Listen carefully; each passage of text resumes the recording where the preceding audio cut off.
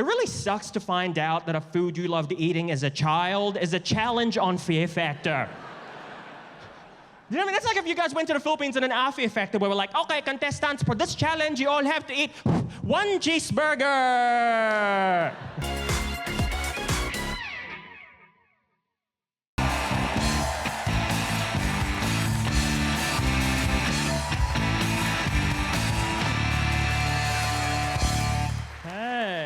Hey everybody, how you guys doing? You guys good?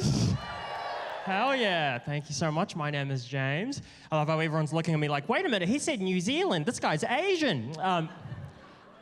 Surprise, we make them there too. We're everywhere. If you're wondering, I am Asian, and if you're wondering what flavor Asian this is, I'm a Filipino. Oh, thank you, Mum.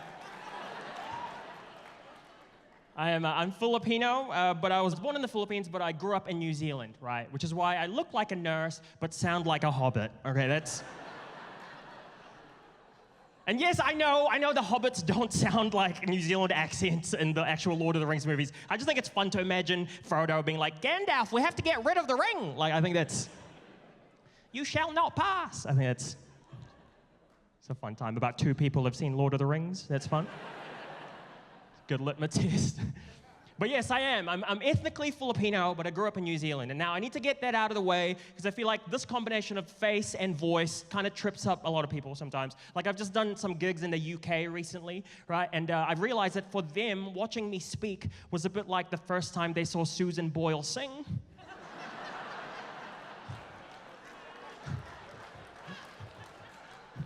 Like that's not what I expected, but I'm on board with it.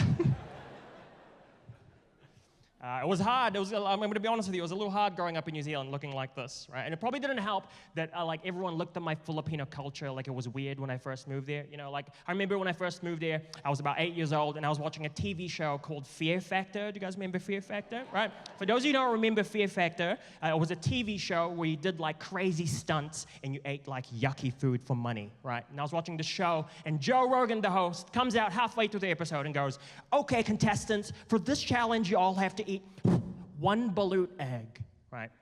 Now, if you don't know what a balut egg is, it's an unborn duck fetus, right? That's still in its shell, that's cooked, but is a delicacy in the Philippines, where I'm from, right?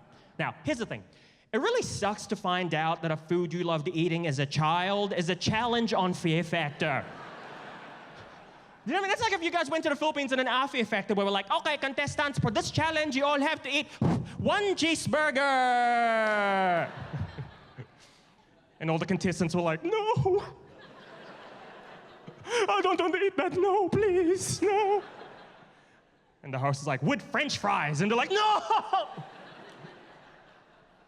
Not potato. Like, it's really,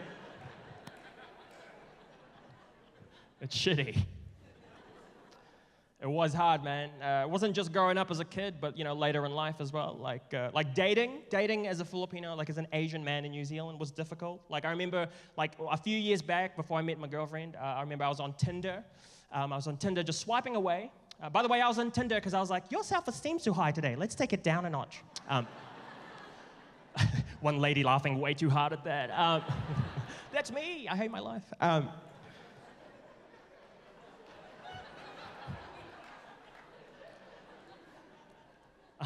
I was on Tinder, and I came across this girl's profile on Tinder that said, sorry, no Asians or Indians. Yeah, I know, bang, right there. That was my first reaction too, what you guys just did, ooh, like on the phone, right? My second reaction was like, hang on, does this girl know how Tinder works? Right, because on Tinder, if someone comes up and you don't like them, right, what do you do? What do you do? You swipe left, bang, and you never have to see that person ever again, right? It doesn't even matter if you came up on their app and they said yes to you. If you said no, you didn't match, so they can't message you. This isn't fucking eBay. You don't have to write what you don't want in your bio, okay? And actually, if you think about it, Tinder's great. Tinder's great because it's anonymous. No one knows which way you're swiping. It's just you on your phone. It's private, right? So if you really think about it, if you really wanted to, on Tinder, you could be secretly racist. No one has to know. You could just be in the privacy of your own home next to the fire holding a wine, being like, white power, bitch. Like, no one has to know that. But this girl, for some reason, still felt like she had to like scream that shit out to the ether and like tell everyone and tell on herself. And I was like, what did she think was gonna happen? You know, did she think the Tinder app was gonna see her profile and be like, ooh, why didn't you say so? Let me turn on Aryan mode for you, ma'am. Like you're trying to solve a problem that's not a problem in the first place. You know what I mean? It's like if you went to a restaurant and you're like, excuse me, waiter, can I please order the salad and no olives? And the waiter's like, it's fine, ma'am. There's actually no olives in the salad. It actually says it right there. And you're like, yeah, I know, but no olives. And the waiter's like, look, ma'am, I get it. You don't like olives. It's okay. And you're like, oh, no. It's not that I don't like olives. It's just I don't want them in my neighborhood. Like...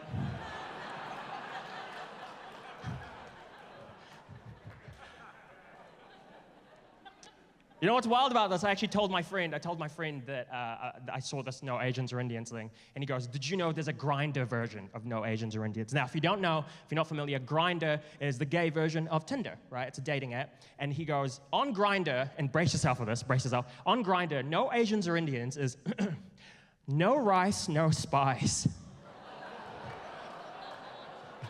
How fucked up is that shit?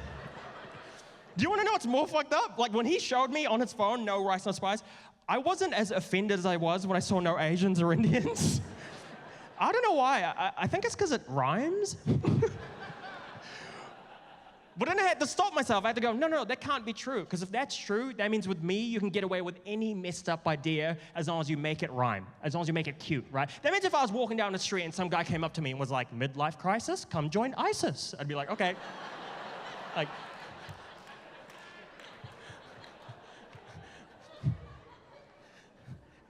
I hate no rice, no spice so much. I really do. It's so lazy. It's lazy. All you've done is you've taken the food from those two places and you made a rhyme to hurt someone. That sucks. That's lazy, right? Like, I would love it if it went the other way around, you know? Like, I'd love it if there was a Chinese guy on Grindr who was like, I always say no to mashed potato or some shit like that. I think that would be... Hey, you guys have been absolutely great, man. I've been James Roque. Have a good one. Peace.